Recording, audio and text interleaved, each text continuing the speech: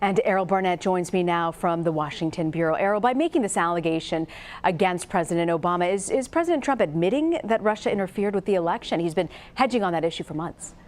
He is, and he's raising the question as to if the Obama administration knew, why didn't it do more? Which is an interesting point for the president to make, because if you take a close look at the Washington Post article from earlier this week, which really detailed how the previous administration struggled with the intelligence it received during the election that Russian President Vladimir Putin was directing this election interference. President Obama wasn't sure if he reacted too forcefully, would it trigger a more forceful response from Russia, and if he didn't do enough, would it essentially give Russia the green light to do this in the future? And so what the Washington Post found is that the Obama White House tried to find a middle ground. It expelled Russian diplomats, implemented targeted sanctions which had been in the works, and President Obama also developed what are called cyber bombs. It was the intelligence community's way of getting access into Russian systems for a president at a later date to decide to detonate these bombs, essentially these electronic interferences in a foreign nation's network. Ironically, it is President Trump now who is able to make the decision on if and when to use those resources. So it's interesting that President Trump is now criticizing his predecessor for not doing more when President Trump has the full capability to do more now.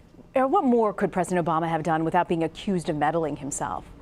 Well, I think that's the issue that the president, the former president himself, those in his staff, and others who knew about what was taking place struggled with during the administration and even after the fact. We have to remember that at the time that the intelligence communities were getting this assessment and the president was asking for all of the agencies to have consistent information to double check what each other was doing, the assumption at the time was that the Democratic nominee Hillary Clinton, who was leading in the polls, was essentially going to win.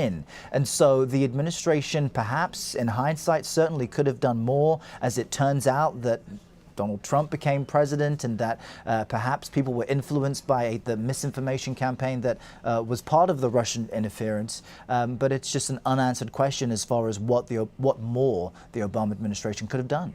Well, I have you, Earl. I want to ask you about health care. The president says that he supports the Senate bill.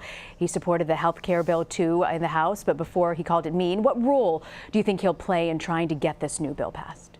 Well, it seems as though President Trump will be as hands-on as possible in trying to get this final healthcare football across the finish line into the end zone. And that's because if you take a look back at how he behaved during the House passage of the bill, even after the CBO had scored it and showed that more than 20 million Americans may lose health care coverage, the president still saw it as enough of a success, the passage in the House, to have a Rose Garden ceremony at the White House. Now that the Senate is taking a look at this bill, and there are reports that the president called the House version mean, the Senate perhaps is adapting to what the president wants. He says this is a bill with more heart, and perhaps he's referencing the longer runway that Medicaid is given in rolling back its expansion under the ACA. He's been in contact with Senate Leader Mitch McConnell, and we understand that the president may invite over these nervous Republicans who aren't completely sold on the Senate bill. There are 5 of them